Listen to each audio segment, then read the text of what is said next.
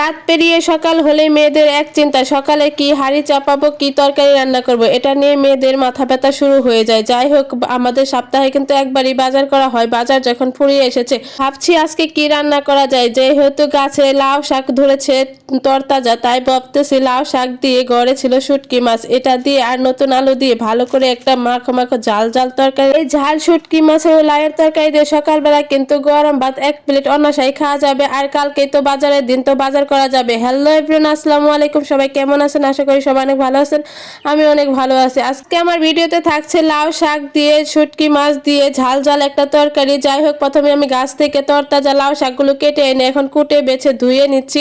আর আমি ডুগা ডুগা লাউ শাকের তরতাজা মাথাগুলো নিছি, এগুলো দিয়ে শুটকি মাছের ঝাল করে রান্নলে ভালোই হবে। আর নতুন আলুগুলো ছিলে পিস পিস করে চিকন চিকন করে কেটে দিচ্ছি, তাহলে তরকারিটা ঘন হবে। আরও সবজি দিলে ভালোই হতো। যাই হোক, আমার কাছে আজকে 2 সবজি ছিল, এটা দিয়ে রান্না করে পার করব দিনটা। যাই হোক, লাউ শাক কোটা শেষ হয়ে গেছে। এখন এগুলো ভালো করে 4-5টা খলান দিয়ে পরিষ্কার করে নিতে হবে, কারণ নতুন আলুতে প্রচুর বালি থাকে। ভালো করে পরিষ্কার না করলে এগুলোতে আবার বালি কিসকিস করবে, তাই আমি ভালো করে ধুয়ে নিচ্ছি 4-5টা খলান দিয়ে। শেষ হয়ে গেলে হাঁড়িটা বসিয়ে দিব চুলার মধ্যে। ওইদিকে আবার পেঁয়াজ কাঁচামরিচ কেটে রাখছিলাম, এখন হাঁড়িটা চাপিয়ে দিলে হয়ে যাবে। যাই হোক, এই যে আমার কিন্তু ধোয়া প্রায় শেষ হয়ে গেছে, অনেক ভালো করে ধুচ্ছি তো তাই এত সময় লাগছে। এই যে এখন আমি চুলার পরে এসে পড়ছি, কড়াইটা বসিয়ে দিছি।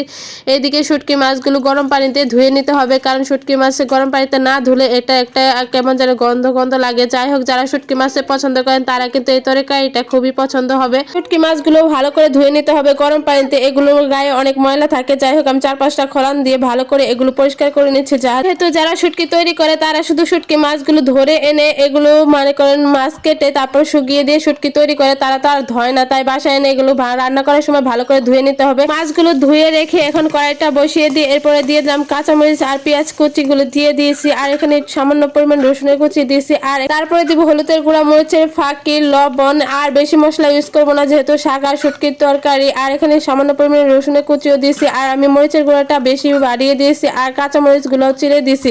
যেহেতু শাকের তরকারি একটু ঝাল না হলে ভালো লাগবে না, শাকের তরকারি সবসময় ঝাল ঝাল দিয়ে রান্না করলে বেশি মজা হয় খেতে। শাক আর শুটকির তরকারিটা যদি আপনি ঝাল কম দিয়ে খান, দেখবেন তরকারিটা মিঠা মিঠা লাগবে, তরকারিটা খেতেও ভালো লাগবে না। আর এইসব শুটকির শুক্তো মাছের তরকারিতে আর শাকের তরকারিতে একটু ঝালের পরিমাণটা বাড়িয়ে দিলে খেতেও কিন্তু অনেক দুর্দান্ত হয়। যাই হোক, আমি শুটকি মাছ দিয়ে ভালো করে কষিয়ে নিয়ে এই যে এখন ধোয়া রাখা শাকগুলো ছেড়ে দিচ্ছি। এই শাকে আর পানি ইউজ করব না, এই শাক থেকে যে পানিটা বের হবে ওই পানি দিয়ে একদম তরকারি রান্না হয়ে যাবে। এখন আমি এটা ঢাকনা দিয়ে ঢেকে দিব, তারপর 10 মিনিট পরে এসে দেখবো একলা এটা নরম ও গলে গেছে, এবং তখন নাড়তে আর সমস্যা হবে না।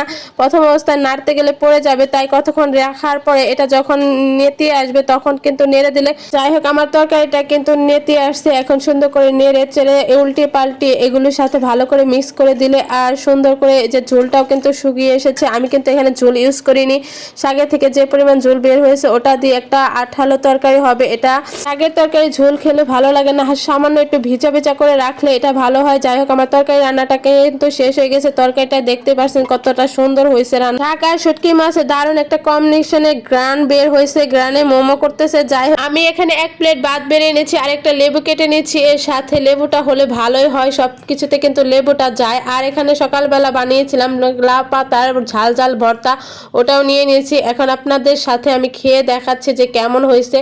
খেতে কিন্তু অনেক মজা হয়েছে, অনেক স্বাদ লাগছে, খুবই ঝাল ঝাল একটা ফ্লেভার বের হয়েছে। আর গ্রানটা যে লাগছে না, আর এরকম শাকের তরকারি দিয়ে কিন্তু সবুজ শাকের তরকারি দিয়ে 1 প্লেট ভাত কিন্তু আমি অনায়াসেই খেয়ে ফেলছি। আর আপনাদের আজকের ভিডিওটা কেমন লাগছে অবশ্যই কমেন্টে জানাবেন। আমার ভিডিওগুলো যদি ভালো লাগে তাহলে আমার চ্যানেলটা ফলো করে পাশে থাকবেন। ধন্যবাদ সবাইকে।